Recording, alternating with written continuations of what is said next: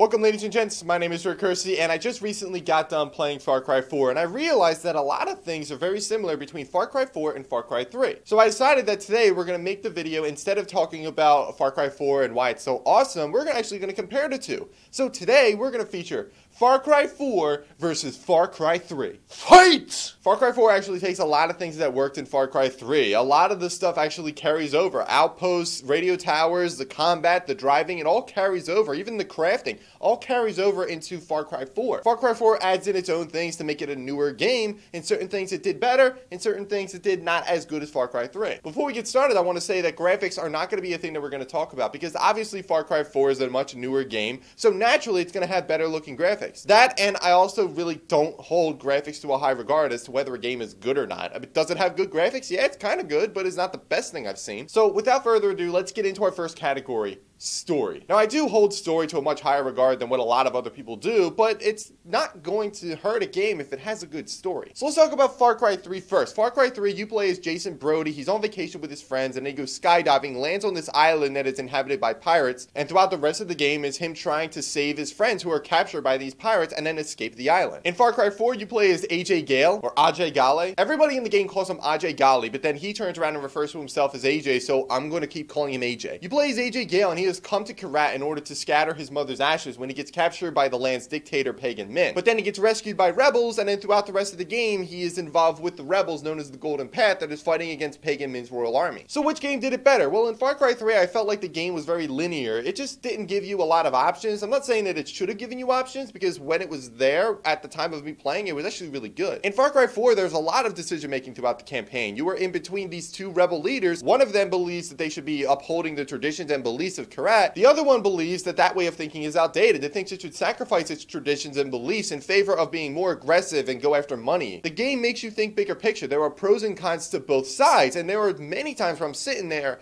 and I just have no idea what to do. During one instance, the one rebel leader is saying, all right, we need you to destroy these drugs, while the other one is saying, no, we need you to capture them. My instant natural reaction is to go, drugs equals bad. So I went to the field and I destroyed the drugs, but then when I returned, they were like, okay, well listen, it wasn't just drugs that you destroyed, it was medicine as well. And then I'm sitting there like, oh man, did I make the wrong decision? So the next time I got presented with a decision, there was a moment of me being like, okay, if I do this, this happens at the cost of this. But then, if I do the other thing, this happens at the cost of this. Everything has a price, and that's the way the game makes you think. It's what would you rather sacrifice in order to achieve something that you feel is worth achieving. But I love that the game made me think that way. That's something Far Cry 3 didn't have. Far Cry 3 put you in control of a character that had his set story laid out in front of him. In Far Cry 4, it put you in control of a character that you could have altered the direction in which he wanted to go with. So in my opinion, the better story has to go to Far Cry 4. So let's talk about setting. In my opinion, setting can do one of two things, or maybe even both. It can help make the gameplay really good, or it can help drive the story forward. So in Far Cry 3, does the setting help the gameplay a lot? Yes, absolutely. You're going out, you're hunting animals and things like that, you're partaking in different side quests. But as far as helping to tell the story goes, like, yeah, this is the place in which the story takes place, but I don't think it really helps the story in any way. And the reason why I think that is because the natives, the people who live on this island, are not at all concerned that there are pirates right down the road. I didn't really feel like the setting helped tell the story. Like, yeah, it helped the gameplay, but it also helped the gameplay in Far Cry 4. You know what else the setting helped do in Far Cry 4? It helped tell the story. You're in the middle of this civil war between the Golden Path and Pagan Min's royal army. Like, you would just be walking around and see a village that would just be massacred. There'll be dead bodies all over the place, and a lot of people mourning the loss of those friends and cursing Pagan Min's royal army because they were the reason why they're dead. This country is war-torn. There is a conflict going on, and you're right in the middle of it. So in my opinion, the setting hit on more good notes with Far Cry 4 than it did for Far Cry 3. Not only did it help the gameplay, something that it helped with Far Cry 3, but it also helped tell the story, something that it didn't really do in Far Cry 3. So once again, Far Cry 4 is going to take it for setting. But a story isn't really anything without a solid protagonist, so let's talk about that. Let's talk about AJ Gale and Jason Brody. Let's start with AJ first. AJ comes to this land of Kyrat in order to scatter his mother's ashes. Seems like a very noble goal. And then he gets involved in this civil war. He joins up with the Golden Path, or with the rebels, and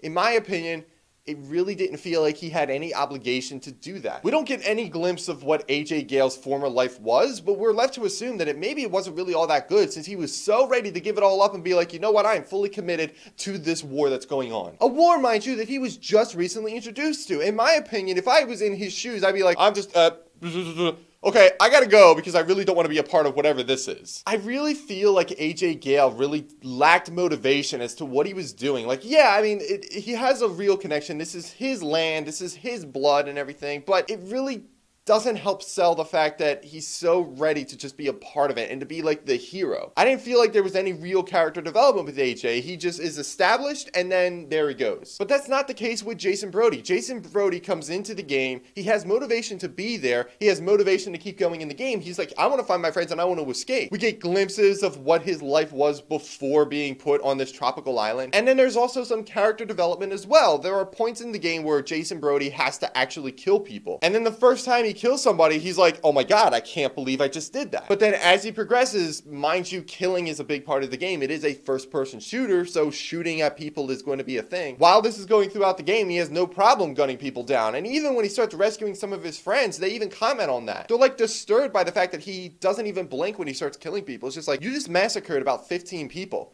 And that doesn't even bother you. Like, yeah, he tries to put some logic to it, but it's really good character development. I feel like Jason Brody was a very solid character, a lot more solid than AJ. So when it comes to the protagonist, I'm gonna go with Jason Brody. I feel like he was a much more solid protagonist. So let's go a little bit into the antagonists. Let's go a little bit into Pagan Min and Vaas. Let's talk about Vaas first. Vaas is a fantastic character. He's well written, he's well acted, he steals every scene that he's in. Vaas is a guy that is really calm, really collected, but then also really explosive. There's one scene where he's talking to you and he's very calm, and then halfway through one of his sentences he goes, I'm sorry, I don't like the way you are looking at me. Like, he doesn't even blink, he just flips into this crazy guy, and then he goes right back to being super calm. But like I said, he's so well voice acted. Even when he does explode, it just starts screaming. He just is so good. It's so believable. The guy was extremely villainous and just a fantastic character. Now, as far as Pagan Min goes, he is very explosive at times, but he's also a little bit more entertaining than he is, like, villainous. Like, yeah, this guy is very clearly the villain. He's doing very villainous things. Like, he's murdering innocent people just because he can. But he's also, like, really entertaining. Like, yeah, this is a guy that also steals every scene that he's in, but he's not in very many scenes. When he's not actually on screen, he's radioing into AJ and kind of taunting him a little bit. One of my favorite moments is that when he radios into AJ while you're, like, at the end of the first act, I want to say, and basically asks AJ, listen, you've been around for a little bit, you've seen some things, you've been around the Golden Path. Can I just ask you something that I've been wondering for a while? Who is it that wakes up every morning to light all those candles? It says there are hundreds of candles. Somebody wakes up really early in the morning to light all those candles. Hey, hold on a second. Gary!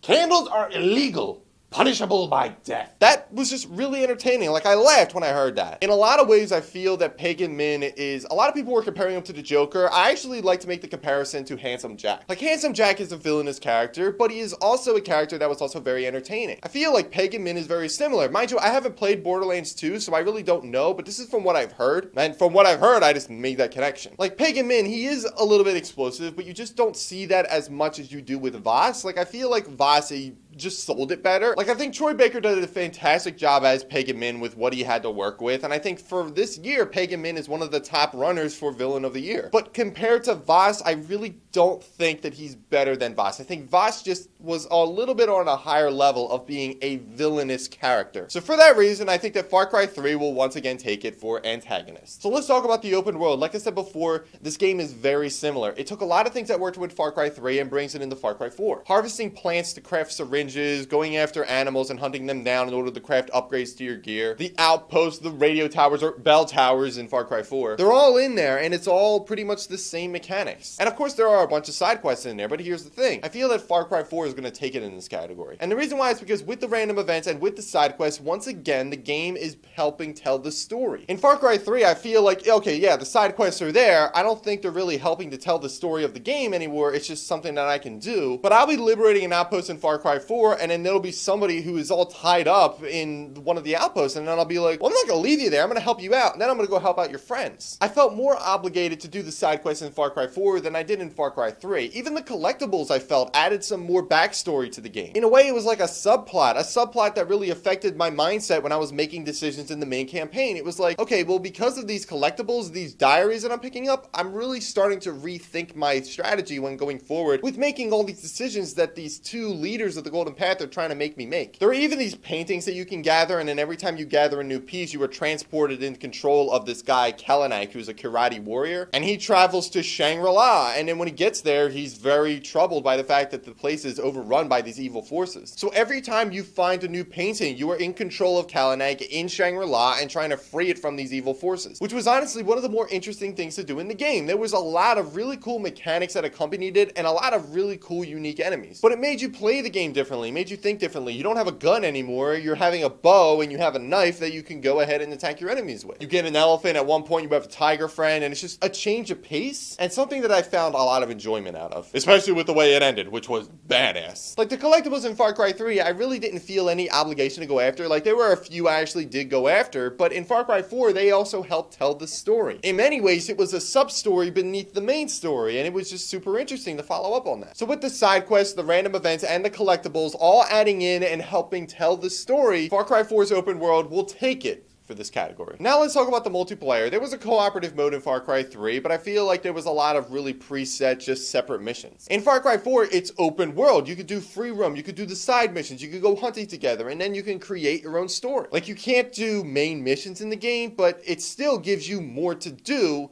than you do in Far Cry 3. So in terms of its multiplayer, once again, I'm going to give it to Far Cry 4. And then the mechanics. The mechanics are mainly the reason why I say that these two games are actually very similar. There are a lot of new mechanics that Far Cry 4 adds in, like elephant riding, the ability to shoot from your vehicle, grappling. Then they have like a helicopter you can fly around, which I used a lot. Like the shooting, the driving, and the crafting, it's all pretty much the same in Far Cry 3. But the driving, the shooting, and the crafting are all pretty much the same as they were in Far Cry 3. And sure, Far Cry 4 adds in a couple of new things in terms of mechanics, but I really didn't feel very right to say that Far Cry 4 took it. It's still the same thing. But I like how the game gives you that kind of freedom to do the gameplay the way you want. If you want to be stealthy and pick off your targets after you've marked them from a vantage point, you could do that. But if you want to go in guns blazing, then you can do that. And in Far Cry 4, it's more fun because you can do that while riding an elephant. I want to give it to Far Cry 4, but I won't. I will say in the mechanics category, they're a tie. So after going over everything, if you've been keeping score, you can probably guess that Far Cry 4 will actually take it. Far Cry 4 is better than Far Cry 3. The only two categories that Far Cry 3 beat Far Cry 4 was the fact that its protagonists and its antagonists are actually better. But from the story, the setting, the open world, and maybe even the gameplay, Far Cry 4, I feel, had made a lot of improvements. It took what worked in Far Cry 3, improved on it, and